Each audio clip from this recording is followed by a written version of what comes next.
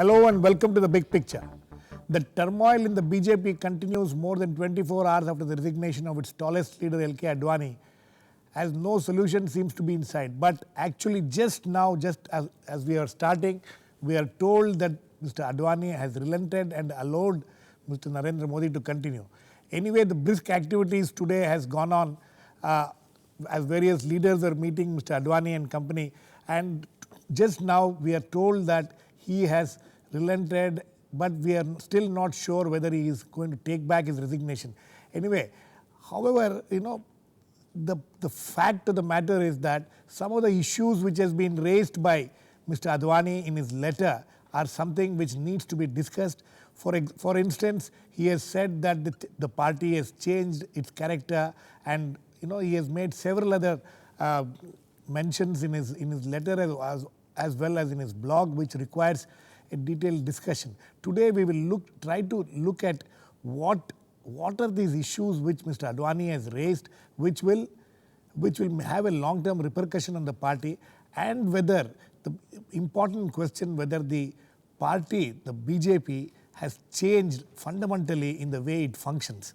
So to discuss this, I have with me Mohan Guruswamy, a distinguished fellow at the Observer Research Foundation and a long-time observer of the BJP. Once he was also a part of the BJP government. Then I have Professor Pralay Kanungo, chairman of the Center for Political Studies, JNU, and author of the book on RSS.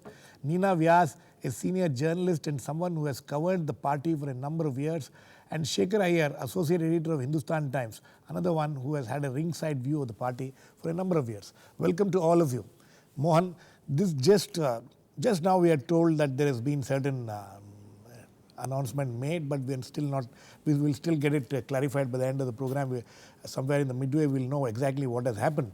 But some of the fundamental issues which has been raised in the letter which he has written, and some of the things which he has said in his blogs and over the last few months. And in his letter he says that it is no more the idealistic party that Dindal Upadhyay, Shama Prasad Mukherjee, Atal Bihari Vajpayee and others had envisaged, and now it is changed. So when he's talking of this idealistic party, is he just being nostalgic, or is there, does he really think that this party today can be the same old idealistic party? I don't know, maybe between 5 and 6 they had a complete rechange, and the party is now back to being idealistic. Idealistic and everything. These things are possible, these miracles happen all the time, particularly if you believe in miracles, These happen, so it must have happened. Yeah, I know. When they can believe Ganesh can drink milk. I think it's highly improbable. I think he's raised some fundamental issues about the direction in which the BJP is going, its identity and what it stands for, etc., etc. And the fact that the BJP under him and Vajpayee, they've been trying to craft a change, to soften the party a bit, and that it is going back to its hardline roots. That is very obvious in his blogs and reading him elsewhere. But I doubt if that has been addressed. I think this is a little compromise. All these guys are very emotional. They sit and cry together, and they must have all had a good cry and said, okay, I'll relent. So this is a little compromise, but it's not going to work. He's going to get more isolated, and once he's relented, I think he has no cards in his hand left to play anymore. Okay, but what about his let us keep aside what has just now been worked out. But when he says that the party, because these things are not going to change. These things have not changed, as you just rightly said that between 5 and 6, the party is back to being idealistic. But this nostalgia of Mr. Advani, does it have any place in the present scheme of things? Well, there is a certain nostalgia for some things. The manner of functioning, the collegial style of functioning, and above all, the important thing was in the last 15, 20 years, Advani and Vajpayee, they had become much taller than the RSS. The creeping control of the RSS back, reasserting itself on the party, I think that causes them concern. And I think that issue has not been addressed, not been dealt with, and I don't think this RSS is going to let go of the party again, like it had to let go during Vajpayee's time. During Vajpayee's government, I could always see RSS's frustration and not being able to influence policy and doing all kinds of, some of the madcap schemes they had. Vajpayee would just laugh and throw them out here. So now, Neena, coming to you, is this, when he says that the nature of the party has changed, it's very interesting because when he says the nature of the party has changed, it was he who changed the nature of the party. In 1987, when the party decided to take up the Ram Temple movement and bring religion into the agenda, and all that has followed is what he laid the foundation for.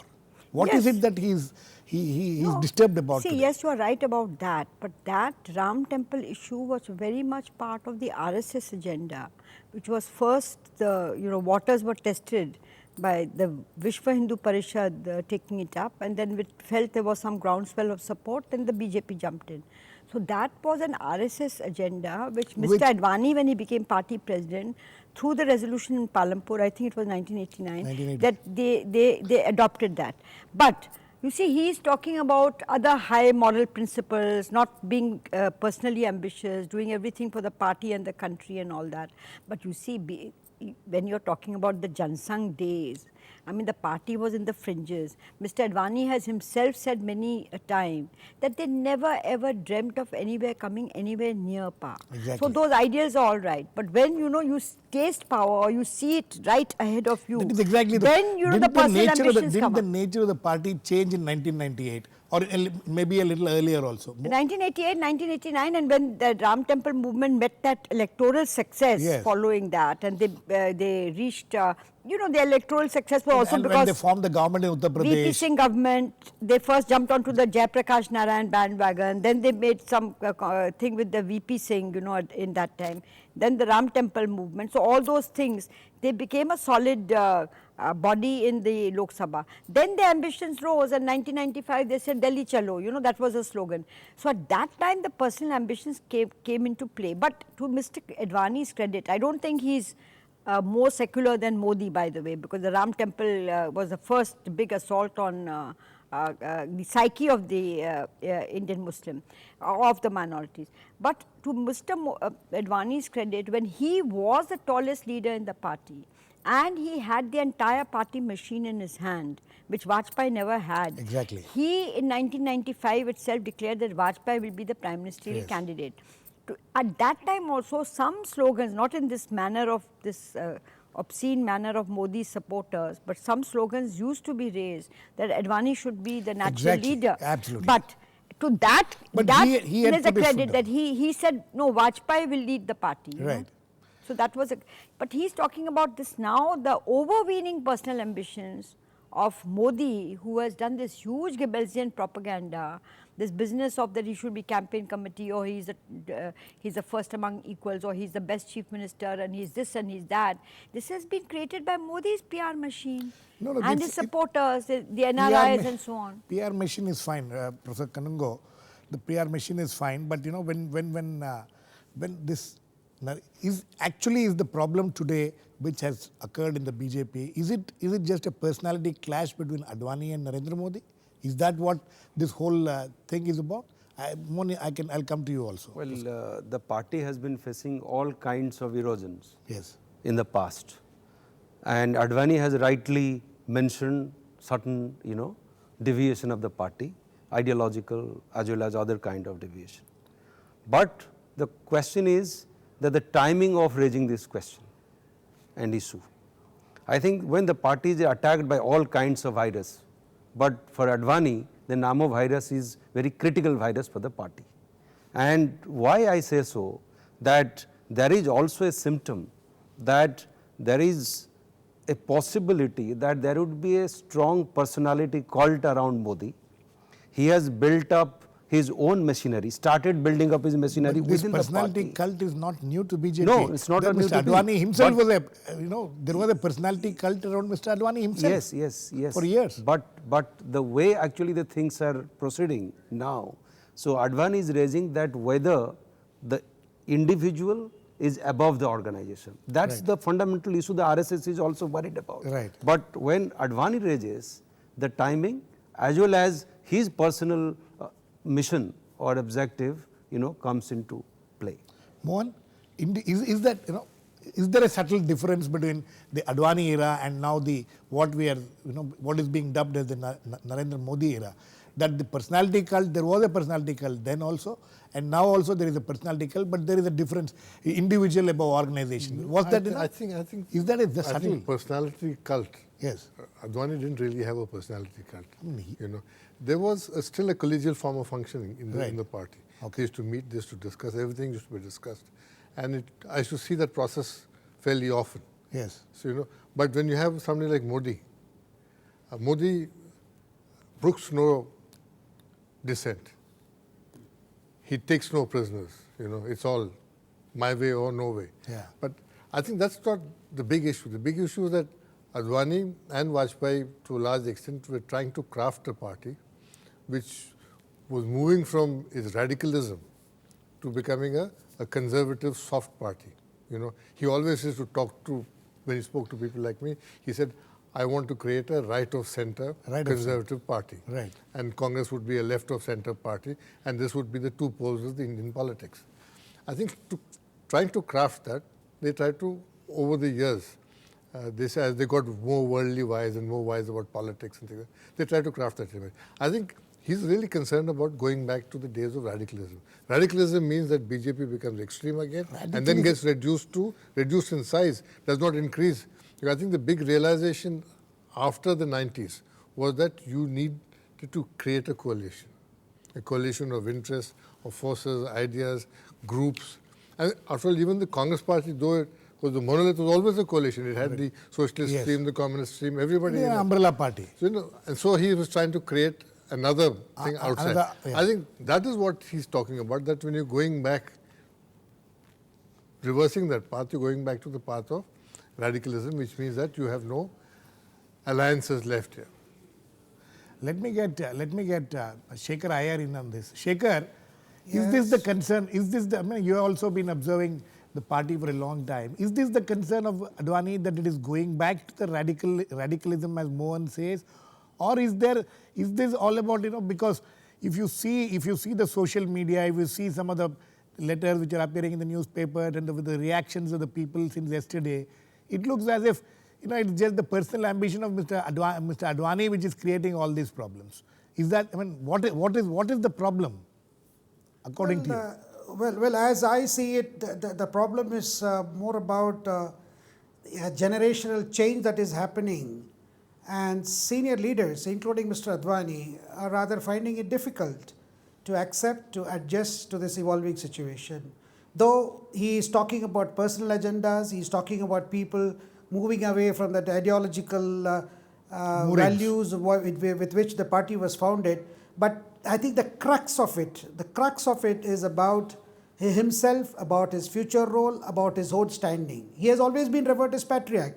The last 2 days, what we are seeing is a lot of ego massage, and in a short while from now, you will see Rajnath, Advani to address the press. I think it might have just started now. Yeah, it just started actually.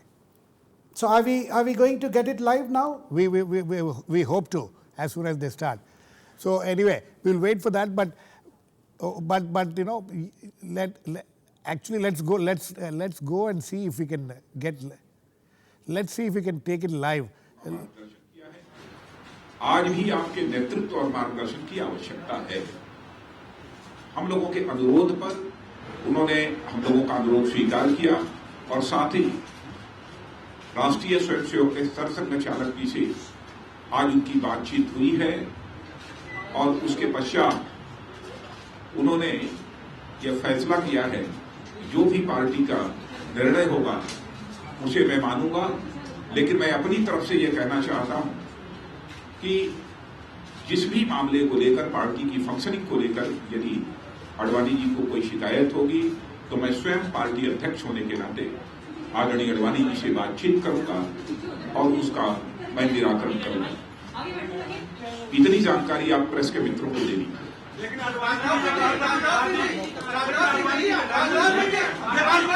बहुत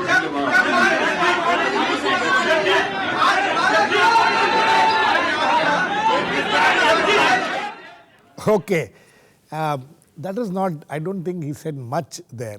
Neena, could you figure out what he is trying to say? What we heard was simply that he will accept there'll be some, Rajnath will do this party functioning with Advani, he will consult him, and that Advani has agreed that whatever is decided by the party will be acceptable to him after the RSS intervened, mind you. But nothing has been said about his resignation from those bodies, because he had, after all, not resigned from the primary membership of the BJP. He had only resigned from, only from the post. From the various positions. Shekhar, could you figure out anything more than what we saw? No, well, from what I understand in that parallels that were going for the last 2 hours, as Sushma had also indicated in the morning, the decision of the parliamentary board to reject the resignation of Mr. Advani is itself indication that things are back. If the resignation is rejected, he is where he is, both as chairman of the BJP parliamentary party and as a member of the parliamentary board. So the whole thing has been that this was a lot about assuaging the hurt feelings of Mr. Advani, that he has not been kept in the loop, he has not been consulted. But you see, the big issue was not about being consulted. Advani has always been saying that right from the Jansangh days, the last word, no matter what the discussions are in the party, but right up to the final last word is with the senior most leader. Yes. It was with Shama Prasad Mukherjee when he was at the helm, then it was with Deen Dayal Upadhyay ji when he was at the helm, then it was Vajpayee ji. Right. So Advani's expectation was that post Vajpayee period, in the sense that Vajpayee has not been keeping well, that role should have normally come to him. And his original problem with the way things have been in BJP is with the RSS. Right. And post 2005, he has been very upset the way he has been sidelined. So, Shekhar, I want to get everybody here in the studio also on this. But very quickly, you mentioned RSS post 2005. Is that the generational shift in the RSS which has created this problem of between Advani and the RSS leaders? Because the leaders who have come after, the people who have led the RSS are people who are junior to him. Is there a problem there also? No, the 2005 marked an important landmark, in the sense till 2005. Vajpayee was the... No, Vajpayee and Advani were the two decision-making authorities. Right. Now, and in that, Advani represented the RSS. Right. But post the Jinnah episode, yes, Advani stopped being actually the voice of the RSS. At least RSS withdrew that kind of status that they had given to Advani. Right. So therefore, there was need, from the RSS scheme of things, there has to be somebody who spoke for the RSS. Right. So that is why Nitin Gadkari was that voice. He represented RSS in that BJP decision-making body. Okay. Mohan, two things. First this whatever Mr. Rajnath Singh just now announced, from that we are concluding that Mr. Advani will remain in whatever post he had, so he will not press for his resignation. One. Second thing is what Shekhar was just now telling about. This problem of having been the spokesperson of the RSS or being the voice of the RSS in the BJP and later losing that status. Is there where the problem began also? I don't think he was the voice of the RSS. I think he was taller than that. He was taller than RSS listened to him when he wanted something done, and to Vajpayee. So I think to say that he had a power of attorney to come and represent the RSS and put the casting vote, I think is very simplistic. It doesn't work that way. The RSS just didn't have anybody to challenge them intellectually and politically. And that was the fact. And I think the RSS has got a new leadership which wants to assert itself and which has a different dynamic. It sees India very differently. But tell me. It is not that old benign view which Rajendra Singh had or even Sudarshan had. This is a more muscular kind of RSS. Yes. Emerging. More in tune with the present day realities. Well, not with the realities, maybe more out of touch with realities. Out of touch with democratic realities. And therefore sees in the way Modi has functioned a vindication of its ideas. But yes, I'll come. Attitudes. Neena, I'll come. This is another very curious thing what is happening. Narendra Modi, during all his tenure as the Chief Minister of Gujarat, one of the major charges against him was that he kept RSS at bay in Gujarat. He didn't allow the RSS to function the way it would have wanted to function. And now suddenly he's become the RSS man. See, there are two things in this. First, let me tell you, up to Golwalkar and Bhauraoji Devras, you see, the Advani-Vajpayee duo, they grew up at the feet of Golwalkar, as it were, imbibed all the RSS ideology, and they were completely trusted. They set about this political party. But after Devras, Rajinder Singh came, and Rajinder Singh, there was an excellent rapport between him and Advani. And that was the period of the Rath Yatra also. In fact, at that time, Vajpayee to some extent was marginalized. At some point, he even expressed that thing. When journalists used to go to him saying, why are you coming to me? Why don't you go to Advani? Exactly. And let me tell you. So after that, he has told this to you after and that, me also. Sudarshan became a lightweight, and RSS became a thing where BJP also didn't bother about it. Mohan Bhagwat's coming, he is trying to assert his authority, that BJP cannot take any major decision without the RSS. And to some extent, Bhagwat went to the extent of humiliating the BJP leadership. See, for example, when he went on television to say, कि ये Delhi 4 leadership humiliated, that I can appoint anybody. There are 20, 30, 70 people whom I can appoint. Then he did appoint Gadkari, who was comparatively a non-entity as far as he didn't have the stature to be the party president. Now, the point is, by doing that, he was simply asserting his authority. And Advani and the rest of the party was completely helpless. Earlier, even if RSS wanted something, it would do so quietly. Vajpayee and Advani would be consulted, and there would be an indoor thing. This is something which I want both. As far as Modi is concerned, let me just very briefly. You see, Modi may have sidelined the RSS and VHP and Bajrang Dal functionaries in Gujarat, having used them first during the riots. You see, but what is the larger RSS agenda? Hindu Rashtra is still very much the agenda. And Golwalkar, after all, has written that, about the minorities, the question of the minorities. So Modi, in fact, showed how the minorities, as far as the RSS way. And mind you, immediately after, Advani was the biggest defender of Modi's Gujarat experiment. He called it the Hindutva laboratory. He called it the Hindutva laboratory. Professor Kanungo, he was the biggest defender. Advani was the creator, virtually, nurturer.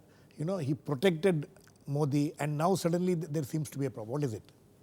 How do you quickly, because we're running out of time. Yeah, because Modi has now acquired a larger than life image, and he has caught the imagination of the youth cadre of the BJP.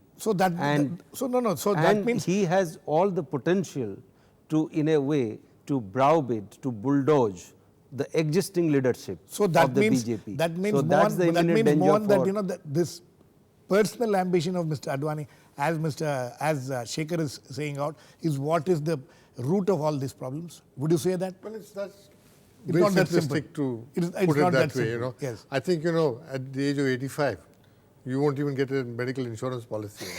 So but that's point is that I don't think he's realistic enough to see that there is not much time left. Also. Okay. Shekhar, last words to you, because this incidentally, I'm told that today the press conference which was held in Mr. Advani's house, but Mr. Advani was not present in the press conference. This announcement was made in the presence of Rajnath Singh, Sushma Swaraj, Arun Jaitley and others, but Mr.